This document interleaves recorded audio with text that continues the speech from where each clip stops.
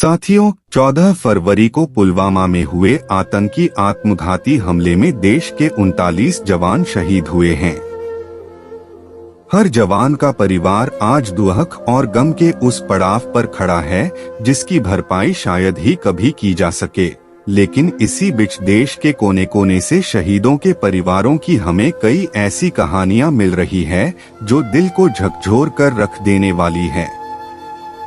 इसी बीच हमें हमारे ही एक पाठक ने ऐसी कहानी हमें भेजी है जिसे पढ़कर हमें लगा कि यह कहानी देश के हर उस व्यक्ति तक पहुंचना आवश्यक है जो देश से प्यार करता है और देश के लिए मर मिटने को तैयार है। आप सभी पाठकों से बस हमारा यही अनुरोध है कि अगर आपके दिल को हमारी यह कहानी थोड़ा सा भी छू जाए तो कृपया इस कहानी को शेयर कर देश के घर घर तक पहुंचाने का कष्ट करें। आज भी फोन नहीं किया, मैं बात ही नहीं करूंगी आज। फोन करेंगे तो भी नहीं, कम से कम वैलेंटाइन डे पे कोई फूल ही भेज देते व्हाट्सएप पर नहीं, इन्हें कहाँ समय है हमारे लिए। पिछली बार तो मेरे द्वारा कढ़ाई करके दिल बनाया हुए रुमाल से बंदूक को घूंघट ओढ़ाकर उसे चूमते हुए फोटो भेजी थी। इन्हीं ख्यालों को सोचते हुए आज पूनम के होठों पर जरा सी मुस्कान उभर आई।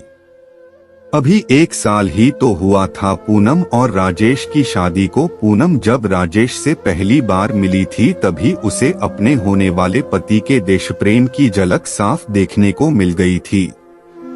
पहली मुलाकात में ही राजेश ने पूनम को कह दिया था कि इस दुनिया में वह सबसे ज्यादा प्रेम अपनी भारत माता से करता है। शायद यही कारण था कि पहली मुलाकात में ही पूनम ने राजेश से शादी के लिए हाँ कर दिया था। शादी के 10 दिन बाद ही राजेश वापस सरहद पर अपना फर्ज पूरा करने चल पड़ा था। हालांकि इन 10 दिनों में भी राजेश और पूनम केवल 3 दिन ही तो साथ रहे थे, लेकिन इन 3 दिनों में पूनम ने अपनी पूरी जिंदगी राजेश के साथ जी ली थी। वापस आने का वादा करके राजेश चला तो गया, लेकिन पूनम रोज राजेश के फोन के इंतजार में घंटों फोन के पास ही बैठी रहती। आज भी वह सुबह से राजेश के फोन का इंतजार कर रही थी। आतुरतावश वह अपनी सास को आवाज लगाकर पूछने वाली थी कि आपके बेटे का फोन आया क्या। तभी याद आया कि ससुर जी घर पर है, तो मुन्ने को सुलाकर धीरे से अपने कमरे से निकलकर सासू माँ के कमरे की तरफ बढ़ी। तभी ससुर जी के कमरे में चल रही टीवी में एक सहमी सी पत्रकार कहती हुई सुनाई पड़ी, इस वक्त एक बड़ी खबर आ रही है। पुलवामा में आतंकी हमले में कई सैनिकों के शहीद होने की बुरी खबर इस वक्त हम आपको सुना रहे हैं। ये शब्द उसके कानों में पड़ने के बाद सब कुछ इस तरह सुन्न पड़ गया मानो उसके कानों में कोई ग्रेनेड फटा हो। परसों फोन पर वह यहीं तो जाने की बात कह रहे थे। नहीं, यह नहीं हो सकता, उन्होंने कुछ और बोला होगा। लेकिन सुबह से उनका फोन क्यों नहीं आया, यही सोचती हुई वह बाहर ही दीवार पकड़कर बैठ गई। एक हथगोले का असर कम हुआ और धुंधल का छंटा तो ससुर जी के फोन के लाउड स्पीकर पर बार बार आवाज आ रही थी, the number you are trying to call is either switch off और out of the service area. उसकी जब भी उनसे बात होती तो गाहे गाहे पुलवामा का नाम आ ही जाता था। फिर से आंखों के सामने अंधेरा छाने लगा। थोड़ी देर बाद उसने हिम्मत करके ससुर जी के कमरे का द्वार हल्का सा खोल दिया। वो इस तरफ पीठ करके बैठे कभी फोन तो कभी टीवी को देख रहे थे। तभी तीसरा विस्फोट हुआ।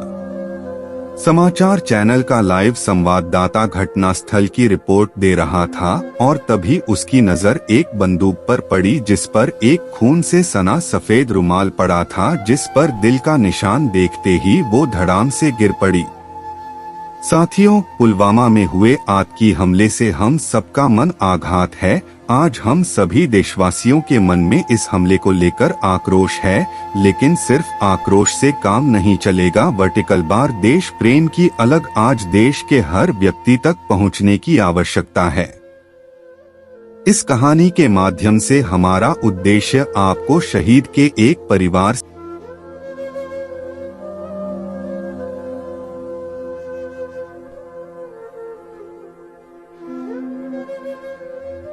तो दोस्तों, यह कहानी कैसी लगी आप हमें कमेंट के माध्यम से बता सकते हैं। साथ ही सभी तरह की कहानियां लगातार सुनने के लिए इस चैनल को सब्सक्राइब करके घंटी के बटन को दबाकर ऑल पर सेट कर लीजिए, ताकि आने वाली वीडियो का नोटिफिकेशन आपके पास तुरंत पहुंच जाए। मिलते हैं फिर एक नई कहानी के साथ, तब तक के लिए जय हिंद, वंदे मातरम।